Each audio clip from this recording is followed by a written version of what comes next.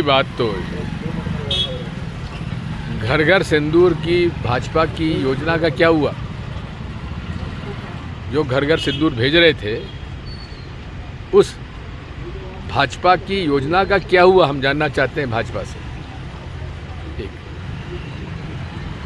माननीय राहुल गांधी जी ने कुछ प्रश्न उठाए और जो बुनियादी प्रश्न है उनका उत्तर प्रधानमंत्री जी को देना चाहिए, क्योंकि ये हक विपक्ष के नेता का है, विपक्ष का है।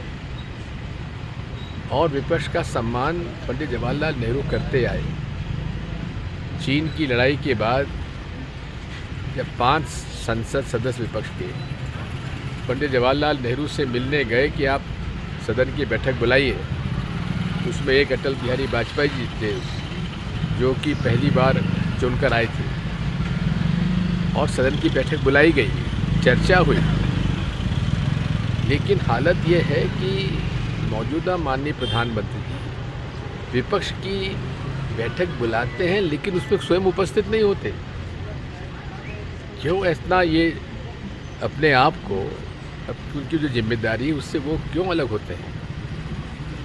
और जहाँ तक जब युद्ध होता है तो दोनों पक्षों को नुकसान तो होता ही है।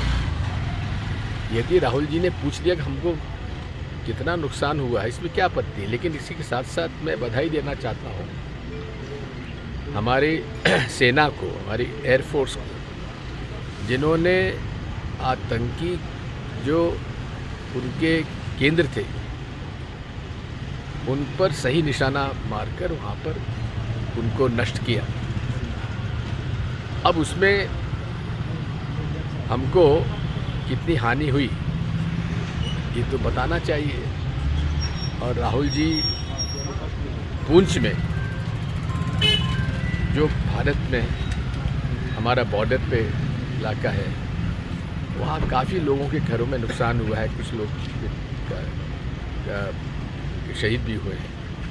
उन लोगों से मिलने गए लेकिन माननीय प्रधानमंत्री जी एक बार भी नहीं गए, जाना चाहिए था।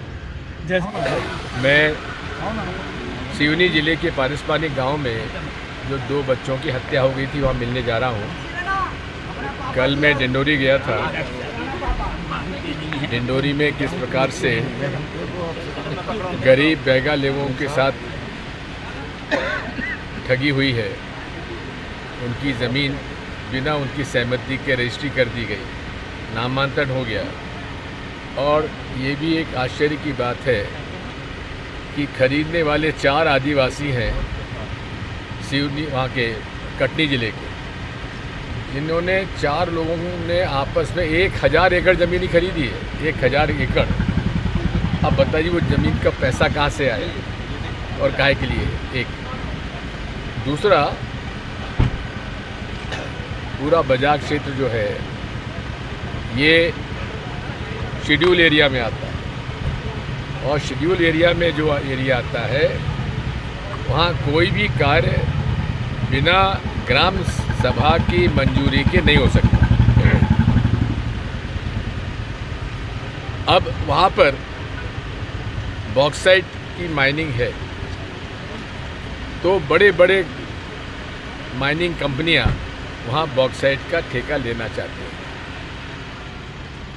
कुछ को प्रोस्पेक्टिंग लाइसेंस भी मिल गया है, टीएल भी मिल गया है, लेकिन पैसा की बिना सहमति के हुआ है।